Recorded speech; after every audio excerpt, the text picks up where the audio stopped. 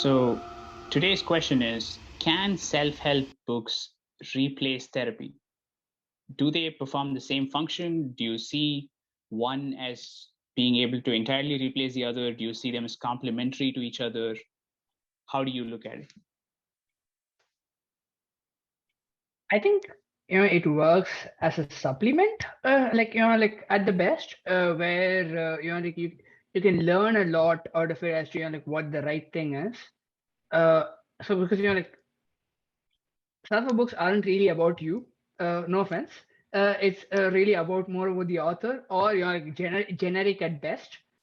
Uh, so and it's like not really like a dialogue. It's more of like a monologue, which you have to sort of try to cater it to you towards your needs. And I'm not, like no, I'm not saying the monologue is about themselves. So like the monologue is for you to listen. So like it is catered to you in that way. But they didn't really get much input from you. It's not like they heard your life story and you're like, and then you're like, they told you stuff. And the thing is, it's also a self-help book, and a book is pretty long as well, right? There's a lot of pages, and so they might you might even agree to like a bunch of things in that book, and have like a few chapters where like you're like, what did I just read? I don't remember anything out of that.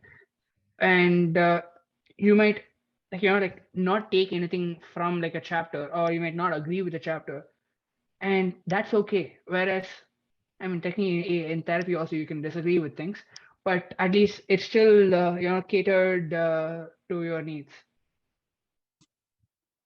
So I would agree with Akshay.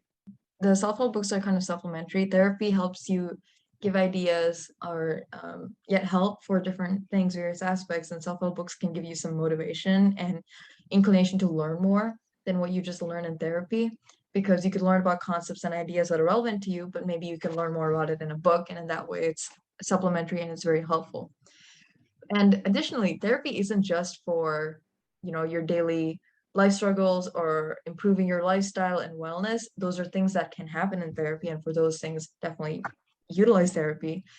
But those aren't the only things it's used for. It's used for more severe mental illnesses, things that are inhibiting your ability to live successfully or function well in society. And for those kind of things, you can't find answers to that in self-help book. You should not diagnose yourself off of WebMD. You need to get help from therapy. So for that aspect of life, self-help books can't replace therapy. They're a good supplement because they can very much give you a lot more motivation and inspiration, make you ask more questions. You could discuss it with your therapist and say, what do you think about this? But I don't think it's a replacement for therapy. That's right. I agree with that too. So we're all on the same page on this.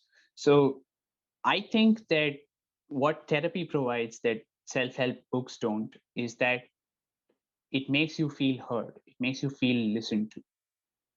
You can find validation from a self-help book if the book says what you yourself are feeling, but you're not going to feel like the author has heard you. And that is a need that human beings have. So with a therapist, the level of trust there exists between you and the therapist is going to be on another level compared to what you have with the author of a book whose book you're reading. And that level of trust and back and forth communication is required for you to be able to really identify your issues, to get to the root of it, to understand it deeply, and to internalize new learning and unlearn whatever it is that you need to unlearn. And that is something that you have to do with the help of a therapist.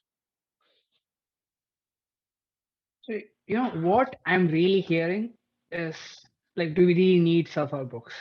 Like it's 2021. Like I'm just like live a great life where as long as we go to therapy, or let's say we don't even need therapy, whatever your stance is. Like self-help books, really? Like, do you still need it? Like, do you really want it? Maybe, maybe not. I think we could probably talk more about that. Okay, cool. See you tomorrow. See you then. Oh, you're still here? Well, thanks for getting to the end of the video. Hey, while you're still here, make sure to like, comment, subscribe, and hit the notification bell to get new updates when we post videos. Also, make sure to check out these equally exciting videos as well. Have you pressed it yet? Come on, you have 5 seconds left. 3, 2, press it now!